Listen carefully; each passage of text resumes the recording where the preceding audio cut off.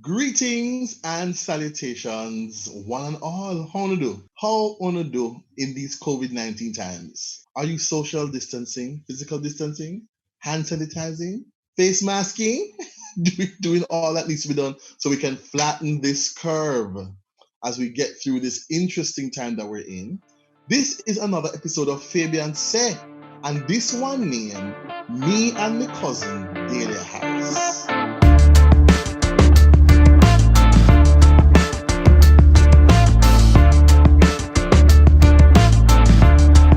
Dahlia Harris, welcome to Fabian Seh.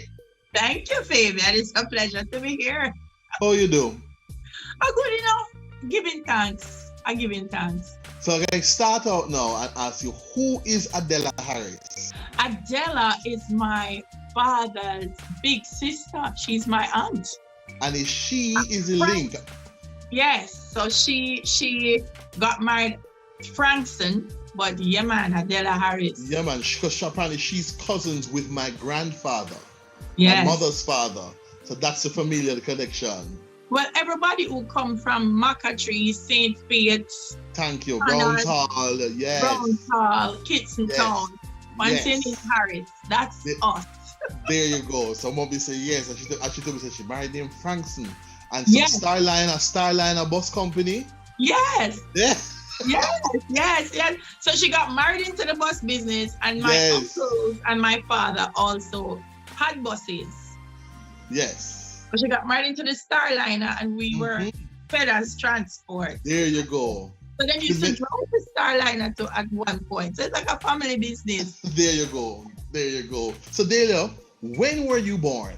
March 27, 1972.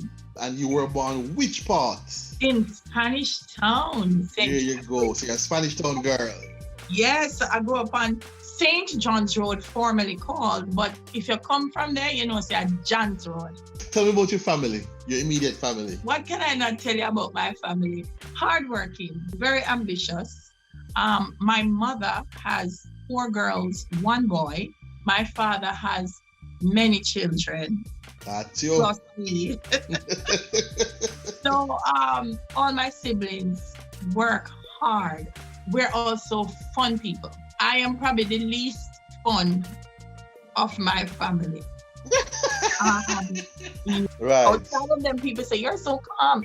You do so much planning. But when I'm with them, I'm just the baby sister who just hold my hand and keep complaining that, do you all know that I'm a big woman? Why are you doing this? They do the planning, they do the mentorship, everything. Right. Everything. And how has that impacted and imprinted on you, the woman you are now? I tell people that I tend to be fearless, and part of why I'm fearless is I feel like if I've done my best, that's really all they ask of me. Yes. I mean, I remember once I went to do a job. Was happy that I got the job. They gave me the JD, the job description. It looked kind of funny to start off with, you know, the things about the goals that I had to achieve. But I said, well, they wouldn't give me them goals unless they're achievable. Right. But then when I went into the history of the company, I realized the goals were impossible.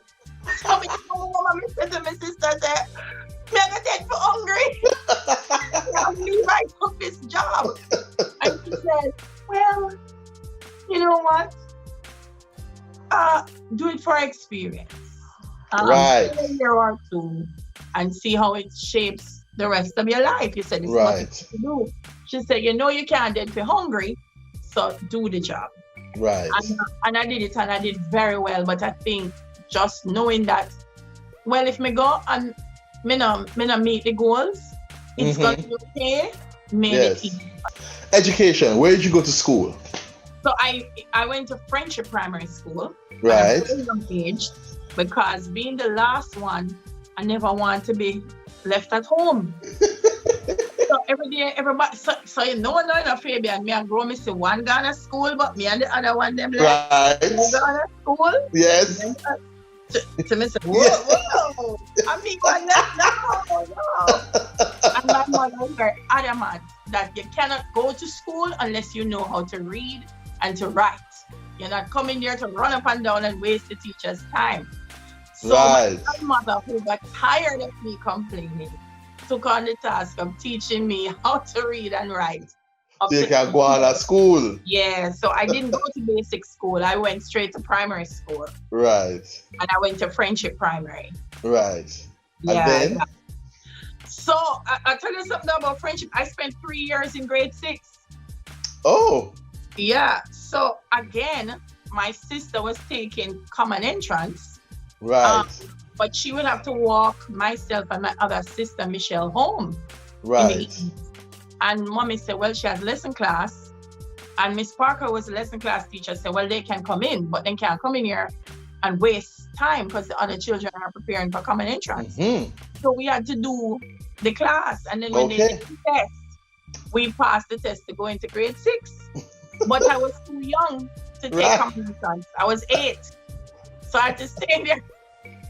I stayed in there for quite some time. Until you were old enough. So I tell people that I got 99 on a test, and I was very comfortable that everybody was going to get beaten except me, and Miss Parker did walk me. And she said, almost 3 years in the grade 6, but I get one now. So, yeah. High standard. And that's where I was introduced to the arts, but I left from Friendship Primary, and then I went to Woolman's Girls. Right. Because I wanted to learn how to swim. When I walked through the gate, the pool was closed for repairs. Okay. And when I graduated is when it reopened. Oh, not a swimming. Until this day, I don't know how to swim. So from there, it was cast at the time. Because my real big dream for myself was to be a teacher. I wanted to be a senior lecturer. Okay. And then recently in University of the West Indies. So that's been me. So what's the most memorable thing about being a Woolman's girl? I think Woolman's very early taught me that we are out of many but one people. I come from Spanish Town. I took the bus from 4 o'clock in the morning. There were girls that were coming from downtown Kingston, girls coming from upper Kingston. But when we all met on the compound, we were classmates. And at that time, we didn't even think about where we were coming from. And class wasn't an issue. Well, not for me, and I didn't feel like it was an issue at Woolman's. Right. So very early, I think Woolman's just taught me that we're just all humans, all Jamaicans living in this place, and that we have to just grab the opportunities to be the best that we can be. So you did what degree at CAST? Teacher education. And what your degree from UA? So at UA, I did a double major. Right. One in English literature. Right. And the other in media and communication, specializing in social marketing. Right. And that's the most recent one. No, the most recent one is a master's in communication. What, look at now? So 3 degree you won after UA, right? 3? Well, technically it's one, but I did a double major. And you were also valedictorian. Yes. Look at that. How you, this little girl that you are, because you are, what is it? Let me read it. The first female senior producer of television and radio sports in the Caribbean. And so I tell people, you talk about an athlete's life. Right. I played for CAST, I played netball, I played volleyball. And then I was a sports coordinator. So I ended up managing teams. And JBC did an interview with me. And based on that, I got a call from Ed Barnes, changed my life. He said, Barnes. Wow. you know, we saw the interview. You spoke well. You seem to have a great knowledge of sport. Would you be interested in sports journalism? And really, that's how I ended up in it. I was like, what? But before that, I worked at 4106. Okay. I worked at 4106 maybe when I was 20 or 21. Yep. I went there as a program assistant to Mikey White. Right. And so I used to produce programs there. Right. And I ended up learning how to operate the studio and doing studio. Right. training. So you're on all road because the media hats you wear or could possibly wear include sales, marketing, broadcasting, special projects, and sports. Wow. Then I went to Dahlia as an account executive. See And then there? from the Dahlia, I went to David. Yeah. So I tell them, so when Dahlia and RJ come together, I said, that's why when you leave a place, you must leave it amicably. Yeah, there you go. There you go. So no, and you were also a festival queen.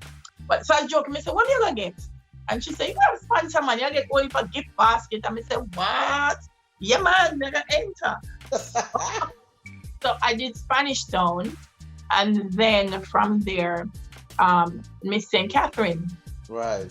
But when I got to the Miss St. Catherine level, my mother gave me a stern talking to you, Fabian. She said, I know the attitude going in at the start, but right now there's an entire parish that expects you to represent them and represent them well. All right. And if you're not going to be serious about it, don't do it. And I took that very seriously. So yeah, Festival Queen 1990. What did you take from that experience? Festival Queen, wow.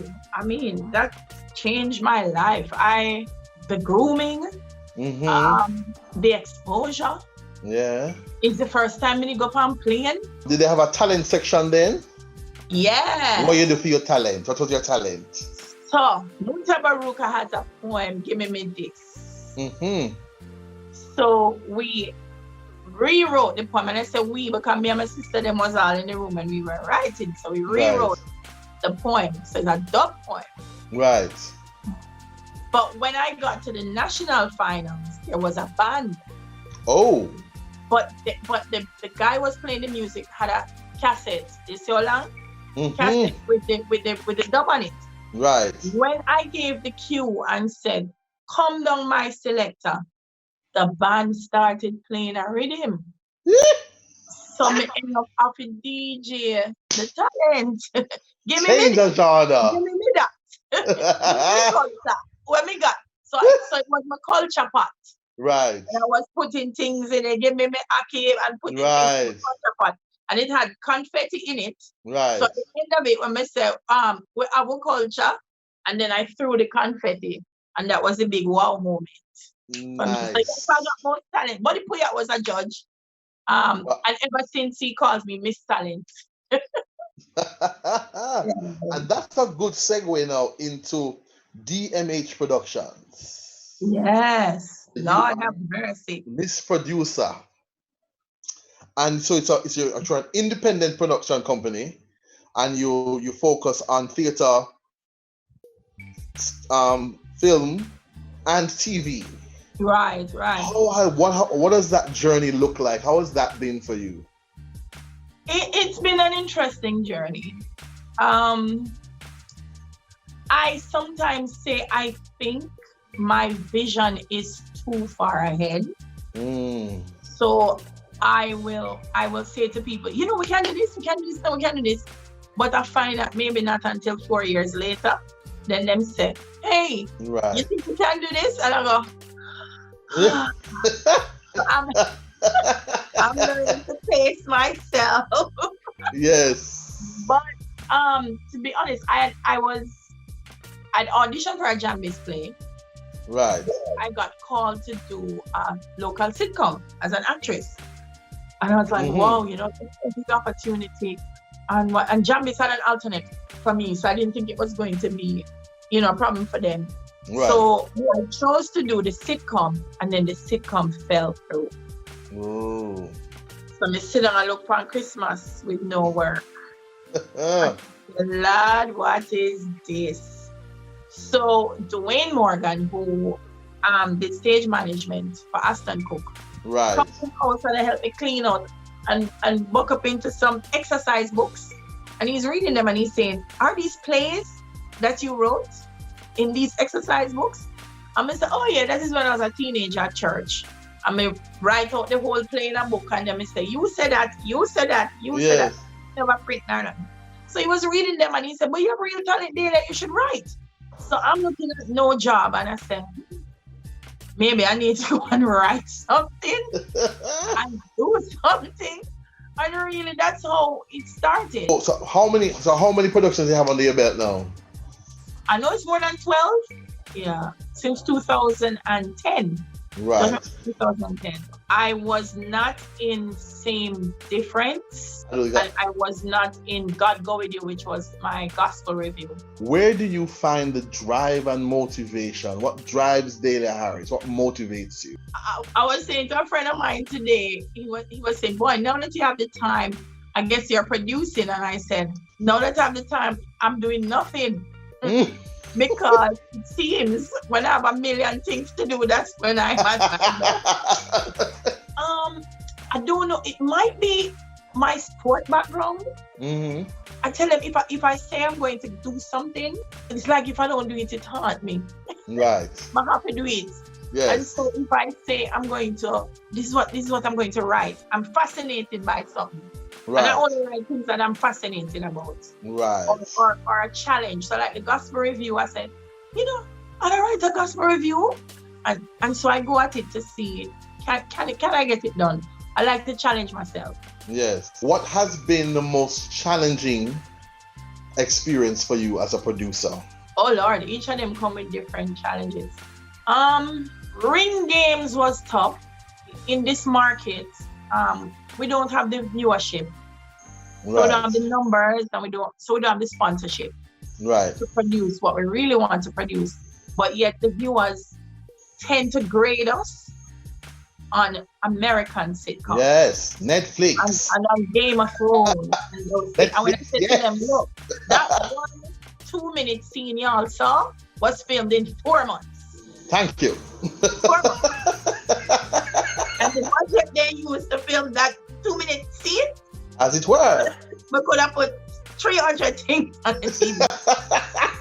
So it's the pressure of trying to meet that standard while balancing the resources that we have. Right. And that's been a real challenge for me, and trying to get people to come along bit by bit. So the first season was, let's do it in one location and make the story a little bit more compact in terms of what it's about.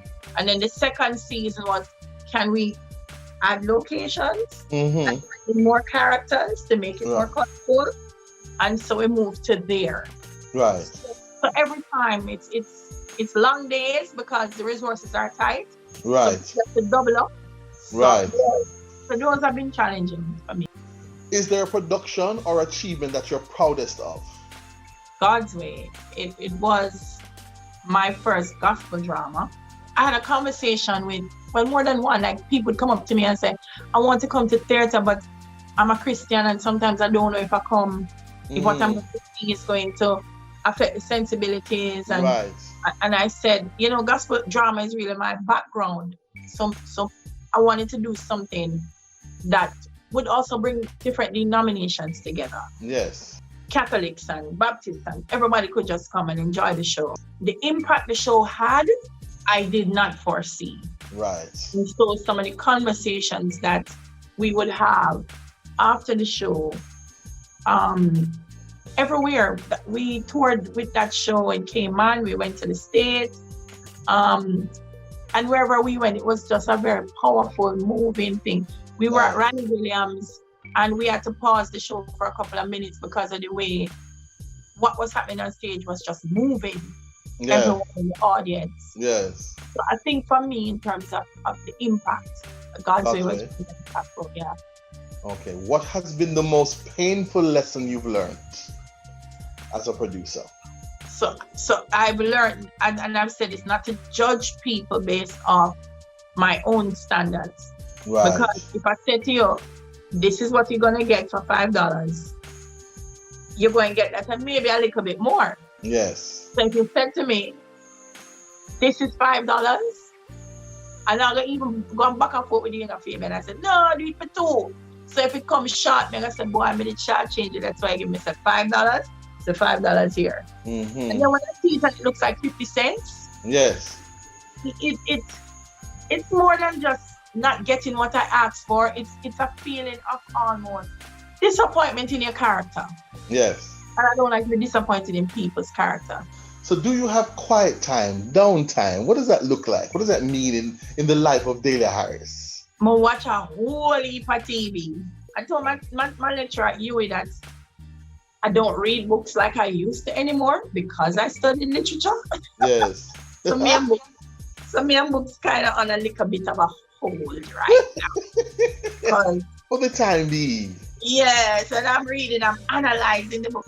And recently, I mean, I know because I'm because that we're close anyway, but also, I mean, you've had a rough couple of years in terms of loss. Yeah. What has that taught you? What has that added to your life? Because Wow. between Aston and Carl, yeah, I know there were two major people in your life. yeah, But we have to push through. And what has that taught you? Boy, Fabian, that just taught me that. I mean, what it taught me was the little things, some little things that we get caught up with, not important.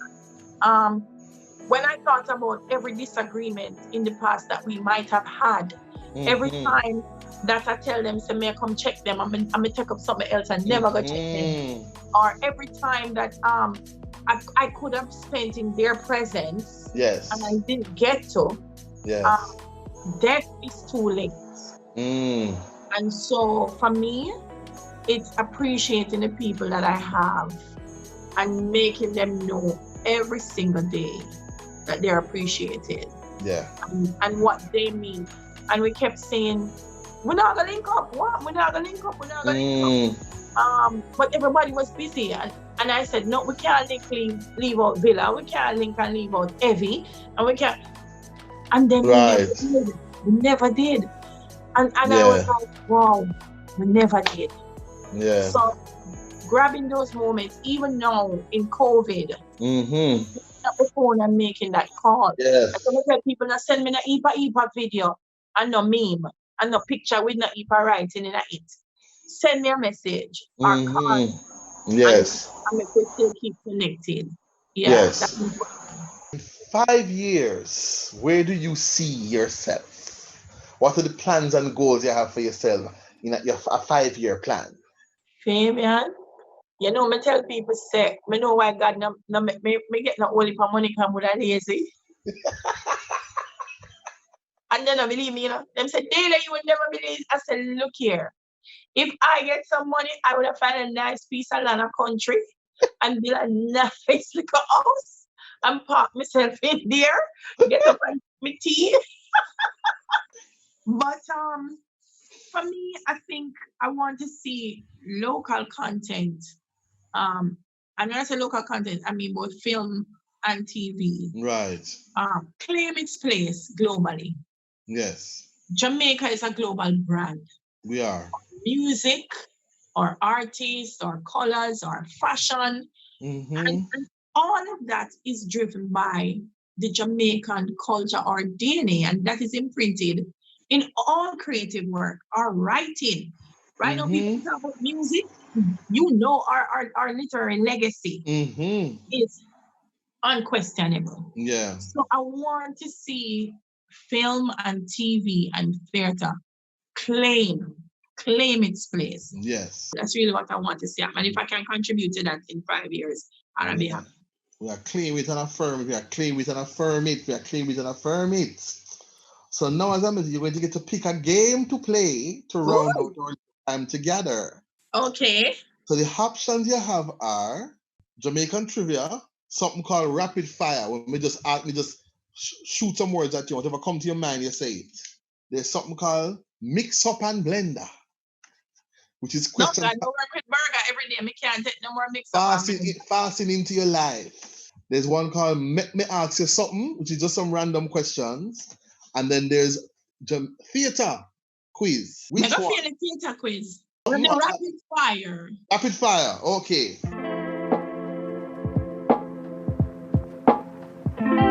Yes. Rapid fire. So no hesitation. First word, money. Yes. Teeth. Jail. Black. Beautiful. Sex. Amazing. Twins. Yes. Mango. Sweet. Hero. Love him. Maga. Used to be. Wedding. Hopefully. Mars. No. Soca. Yay. Sweet. Sugar. Chocolate. No. Murder. Cry. Virago. Murder. Crocodile. Hellshot. Butu. No, Jesus, make you answer that one there. Putu. Came to me, but I'd rather not say. Putus. My friend Ken. Kata. Kata. Banana. Kete. Drum. Kechi Shubi. Boss. Tegereg. Oh Lord, we're going back to those words. Tegereg. I have to answer this one carefully, Fabian. I don't know. You don't want to say son. Like son in my head, don't mean like son it out to the mouth. Stamfai. Beaten. And the last one, Bunununus. Oh, mommy. Nice. Dahlia Harris, it has been a pleasure chatting with you and spending time with you. Thank you. I have to say, when I talk about you, sometimes your ears must ring. I think you're a force of nature. You are an amazing human being. You bring light and energy in any space you are. Even when you're down or something, who you are in the world is a beautiful thing. And the work you do and how you show up in your legitimate light and your integrity. And you actually root for people. You know, and you're one of those people who is not a big public display. You'll make up, as you say, you'll call or send a WhatsApp or you check in. I don't know if you remember. I was doing a project one day. I was doing a thing for, it might have been one of the ministries. It was a health thing. And the money couldn't stretch. I mean, never have no drinks for the cars. And you drove from Portmore. You said to me, where you there? On campus. And you got in your car, you left your house, and you went and bought some drinks and bought an igloo and said, here. And I just posted something recently, called Looking at Support as a real and tangible thing. And for me, you are one of those genuine people who, while you're doing all you do with your life and your business, you're really there for people. So may I bless you, And whether you was my cousin or not, me glad you're my cousin because I can claim you. But yeah, I'm glad you're in the world. So thank you, my dear. Blessings, love and light. This was a pleasure. Me excited. Enough love. Yeah, man. Take care. Later.